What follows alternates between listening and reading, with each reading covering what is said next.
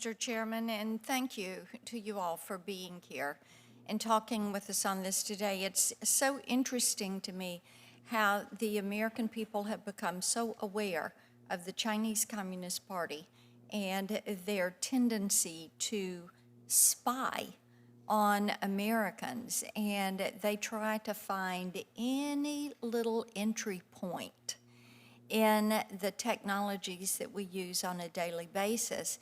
And part of the problem with this is so much of our citizens' transactional life is actually conducted virtually. And people are now dependent on that, and they appreciate the efficiencies of that. And one of the things that we have looked at is and Senator Blumenthal and I have worked on these issues from several different angles, but looking at how they use drones, how they use apps, how they use cranes, you name it. They are always looking for a more efficient way to spy on us. Now, one of the things we realized they had started to use is routers and the embedding of malware into these routers. And of course, the U.S. had hackers used routers to target some of our critical infrastructure and water systems. And Director Ray brought this up in one of our hearings, that what they were doing was pre-positioning themselves to carry out a larger attack. So we know this is here. So Senator Lujan and I introduced the Routers Act, which would give us an ability to guard against these cyber threats. And it's a pretty simple bill because it requires Commerce to review the national security threat that comes from some of these routers and technologies that are developed, manufactured, or supplied coming out of China. And also we added to that Russia, Iran, North Korea, Cuba, and Venezuela.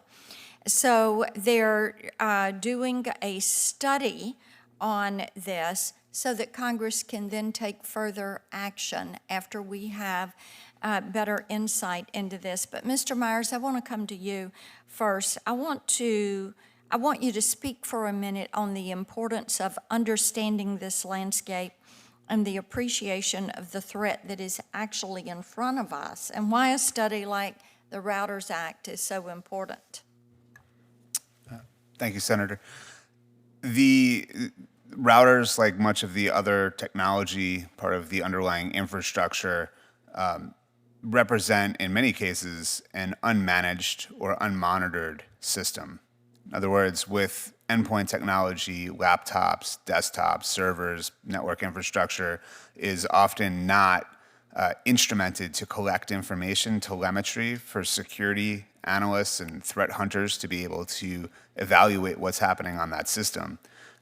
Routers are also frequently internet accessible, meaning a threat actor can touch that from anywhere in the world. It's not protected behind firewalls or things, security appliances.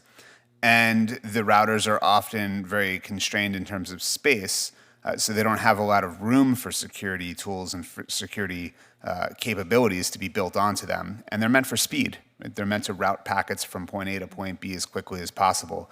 So routers have become increasingly targeted by nation-state threat actors, especially groups from China like Vanguard Panda and Salt Typhoon, because they are unmanaged.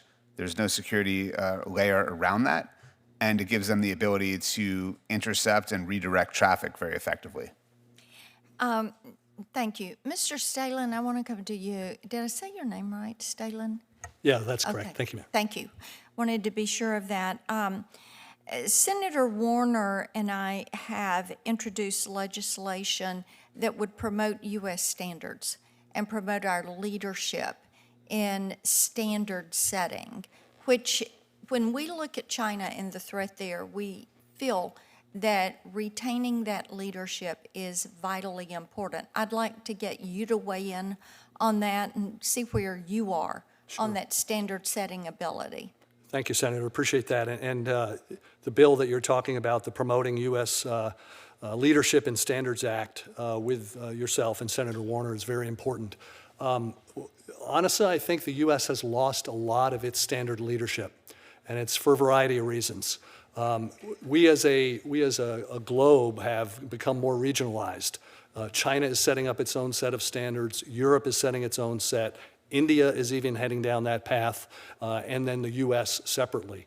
There have been some questions over the past 5 to 10 years about should we be at the table with companies like Huawei when it comes to setting standards. And if we're not, they're going to overwhelm us. It's a typical Chinese methodology of how they win. They win in mass. And if we're not at the table, they will drive these international standards. We need to have international standards, and there has to be U.S. leadership there, as there had been for decades. But that takes time, it takes money. And in a very competitive environment, a lot of companies have scaled back their leadership team, related to standards, because they're trying to increase their gross margin. So it's really critical that the U.S. build back our leadership in standards and be at the table globally and help drive global standards. Thank you. I've got one more question. May I go ahead with this? Mr. Bresnick, your report you did this summer on the PRC perspectives on the challenges, I'd like to ask you about quantum. This is something that at Commerce Committee we've looked at a good bit, and we're trying to get the quantum initiative reauthorized for the U.S., and some of us have a quantum sandbox bill. But I'd love for you to just talk for a second about how concerned you are about the CCP's investments into quantum and the risk that presents. Thank you for the question. Unfortunately, I am not really positioned to answer that question very well because that paper doesn't dive into quantums very much. I'm happy to, write to you to, do some research and write to you. Submit that one for the writing, Okay. for the record. I would love to hear from you on that and get your perspective. Thank you, Mr. Chairman.